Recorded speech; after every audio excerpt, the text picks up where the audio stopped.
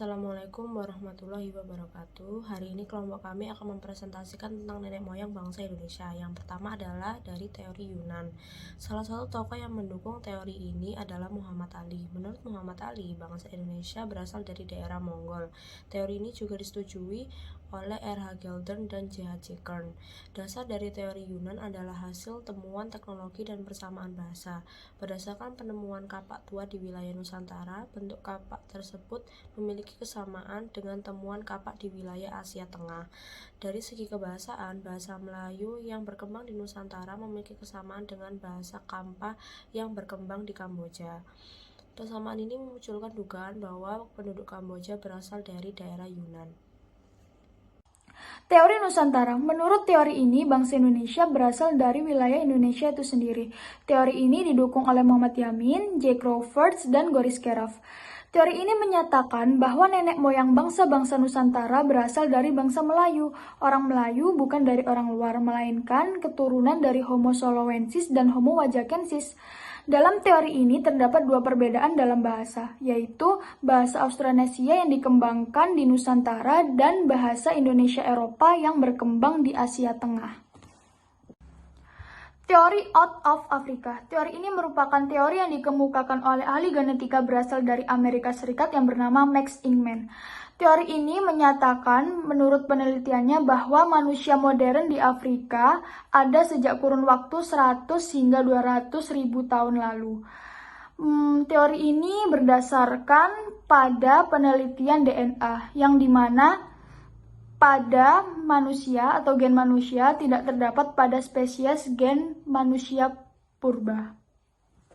Teori out Africa menjelaskan tentang manusia Afrika bermigrasi sekira 50.000 hingga 70.000 tahun silam.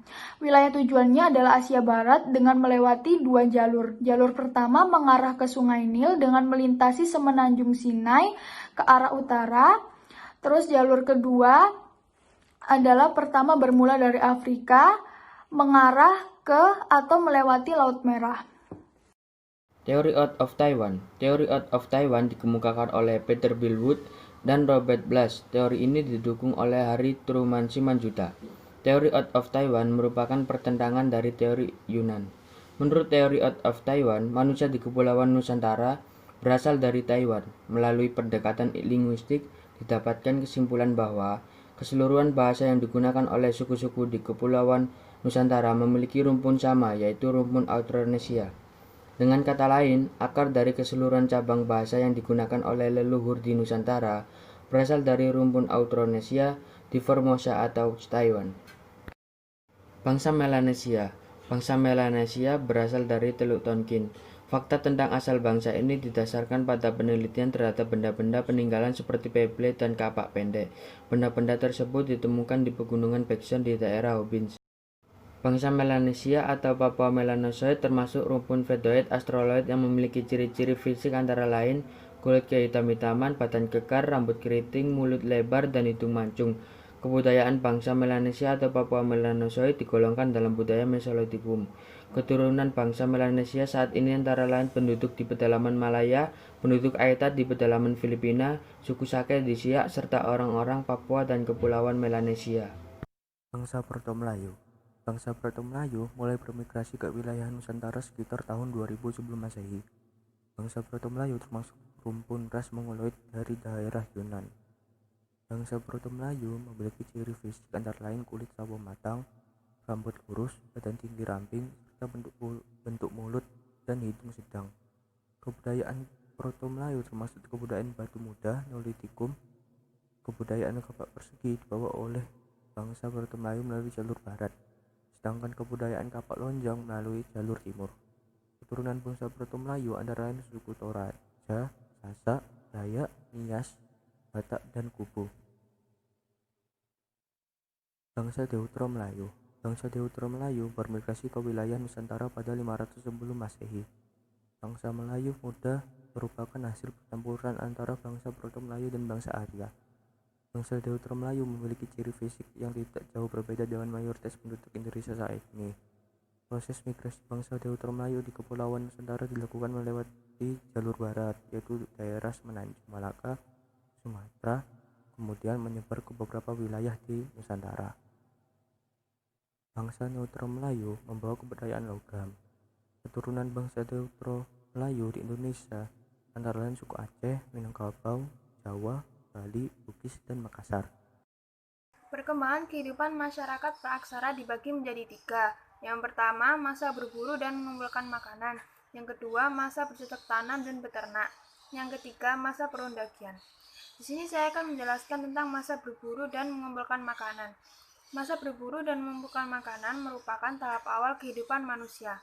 Pada masa ini, manusia menghabiskan 90% waktu hidupnya dengan berburu dan mengumpulkan makanan. Manusia purba hidup secara berkelompok. Mereka hidup secara nomaden atau berpindah-pindah dan tinggal di gua-gua karang sekitar sungai, danau, atau pantai. Sebagian besar hasil kebudayaan peninggalan masa ini berupa alat-alat batu yang masih sederhana, seperti kapak perimbas, kapak genggam, kapak penetak, dan alat-alat serpih atau fliks. Masa bercocok dan berternak. Pada saat ini manusia sudah menetap di suatu wilayah. Manusia memenuhi kebutuhan dari hasil bercocok tanam. Pola kehidupan bercocok tanam menunjukkan manusia pada masa ini sudah dapat menguasai lingkungan alam. Diperkirakan telah muncul sistem masyarakat yang dipimpin oleh seorang kepala suku. Pemilihan kepala suku biasanya dilakukan dengan menggunakan sistem primus inter pares, yaitu orang yang utama atau paling berpengaruh. Manusia berhasil membuat perlengkapan pertanian dan perkakas rumah tangga yang memiliki permukaan halus dan tajam. Benda-benda tersebut itu beliung persegi, mata panah, kapak lonjong, kurdi dan pisau, perhiasan, serta gerabah. Manusia mulai mengenal aktivitas ekonomi perdagangan dengan sistem barter. Masa perundakian. Masa perundakian merupakan masa dengan tingkat kebudayaan tertinggi pada masa praaksara. Pada masa perundakian, masyarakat sudah mampu membuat peralatan perunggu dan mengenal sistem pembagian kerja berdasarkan kemampuan tiap-tiap individu. Masyarakat mulai membentuk kelompok lebih besar dengan penguasaan terhadap sebuah wilayah. Kelompok masyarakat tersebut dipimpin oleh seorang kepala suku terpandang yang bergelar datu atau datuk. Muncul golongan undaki dalam masyarakat. Mereka dapat membuat barang-barang logam yang indah sebagai simbol status sosial. Barang-barang yang dihasilkan antara lain nekara, moko, kapak corong, bejana, perunggu, dan area perunggu.